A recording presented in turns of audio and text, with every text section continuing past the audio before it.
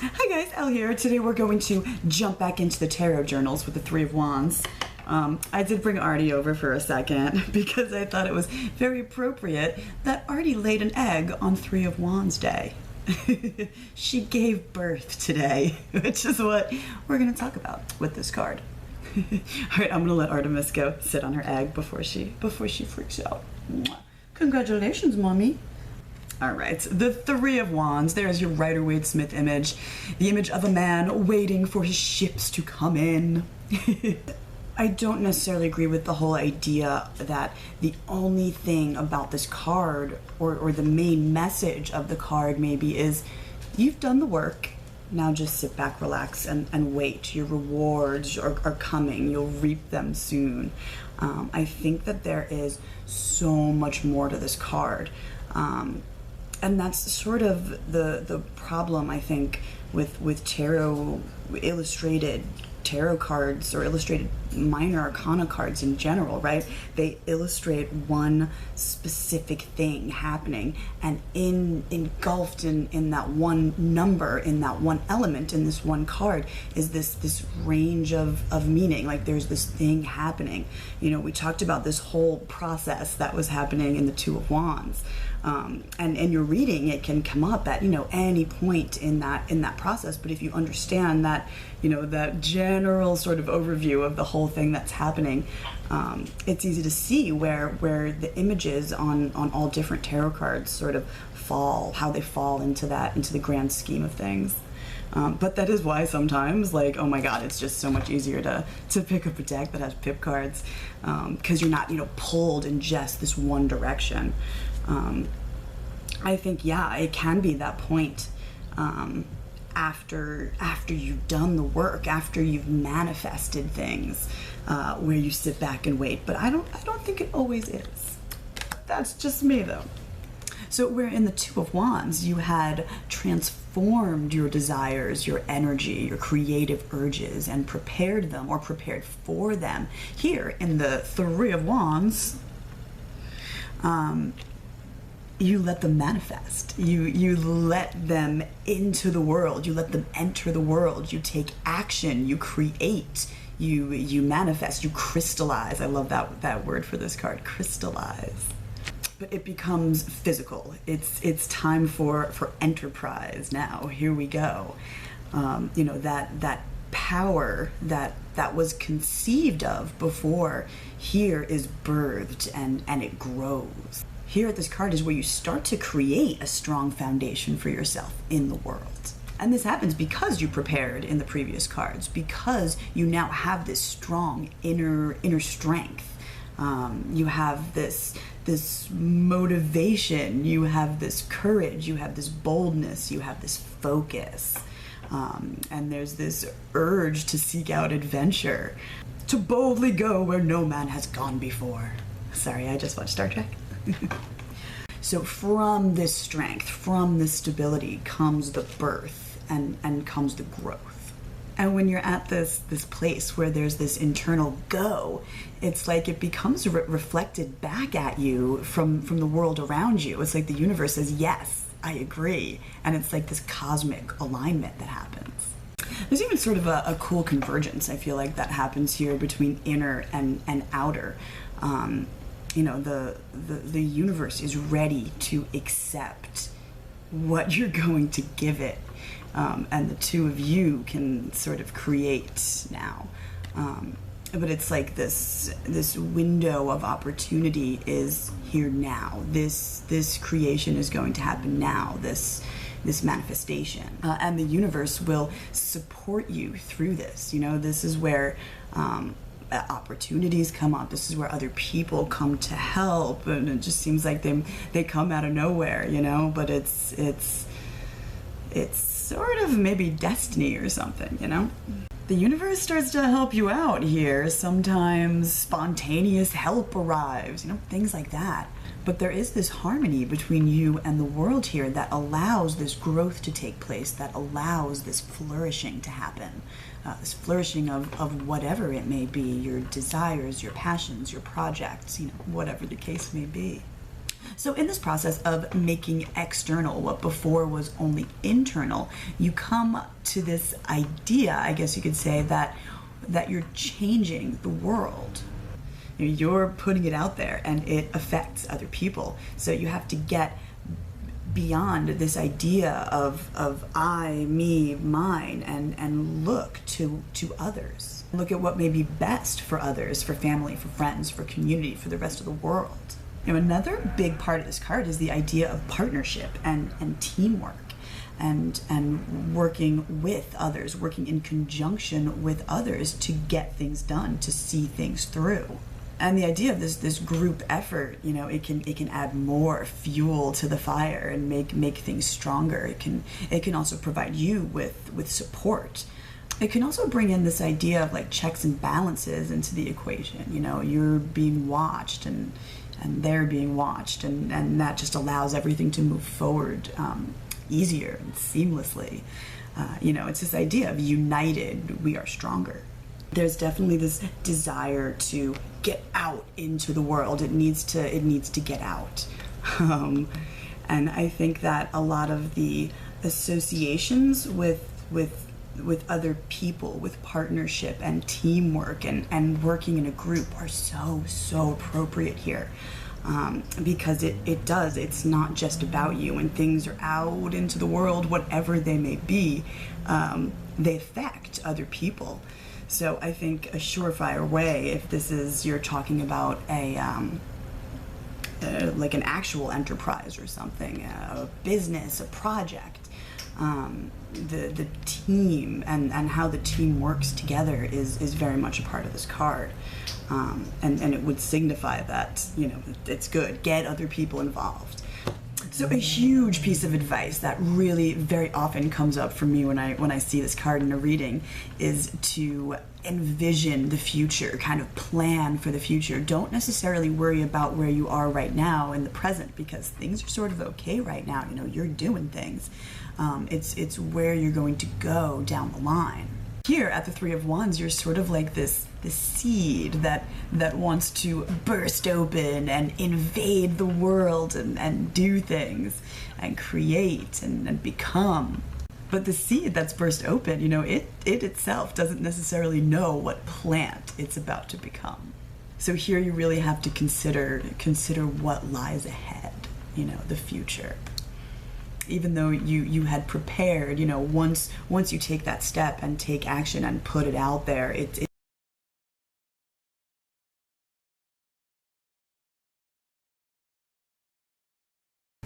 All right, let's take a quick look at the Three of Wands reversed. So reversed, really, there just isn't enough energy. Period. That impulse to create just isn't strong enough.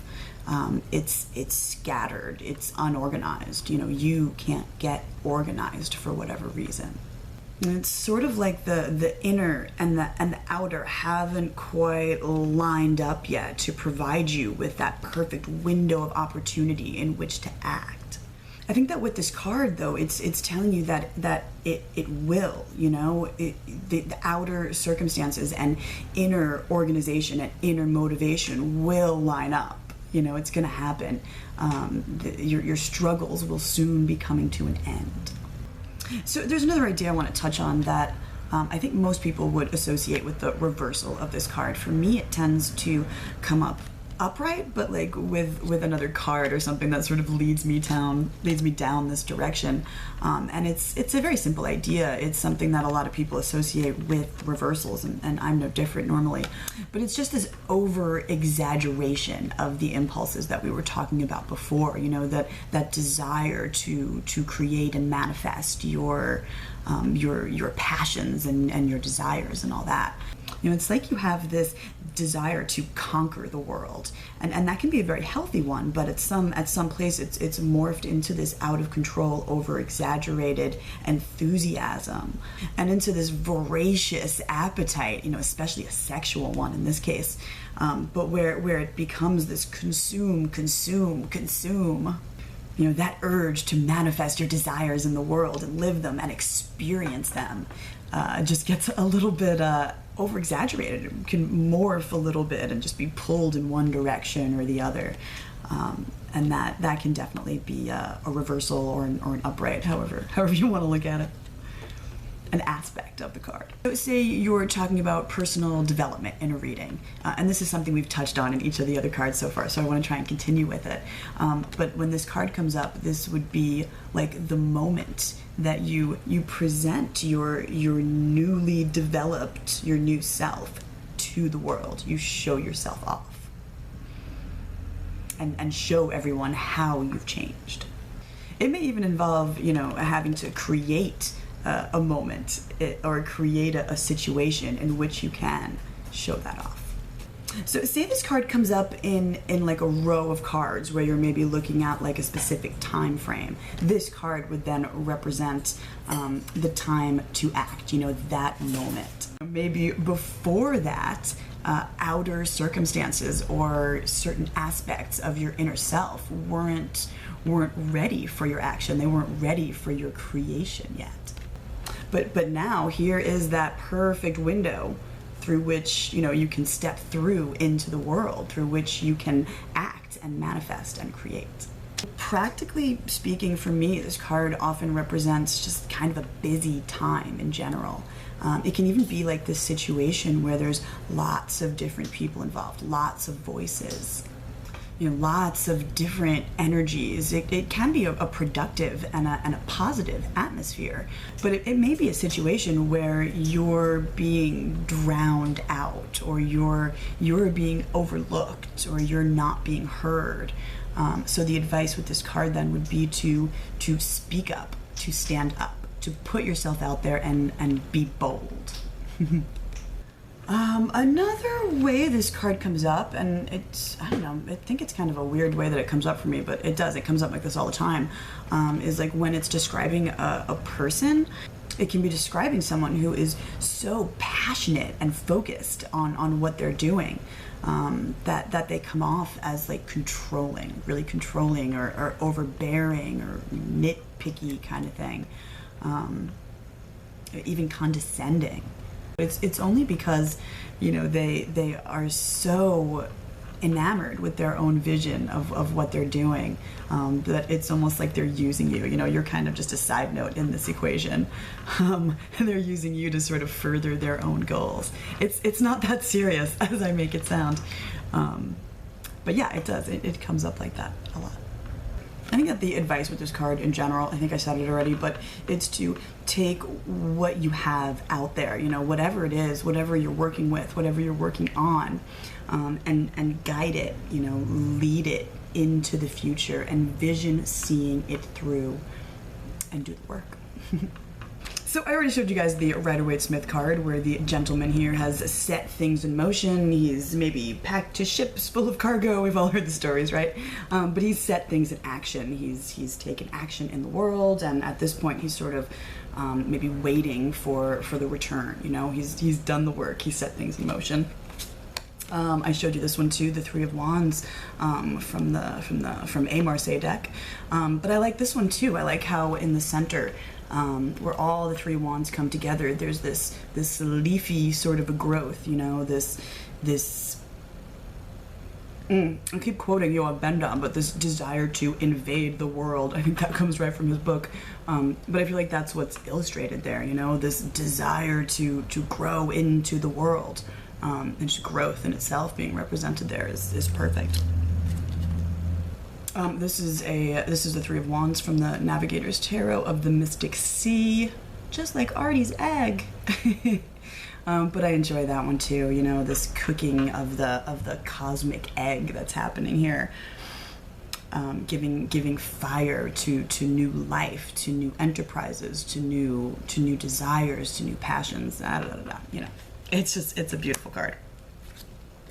I actually really like the Cheimonette also, the Cheimonette.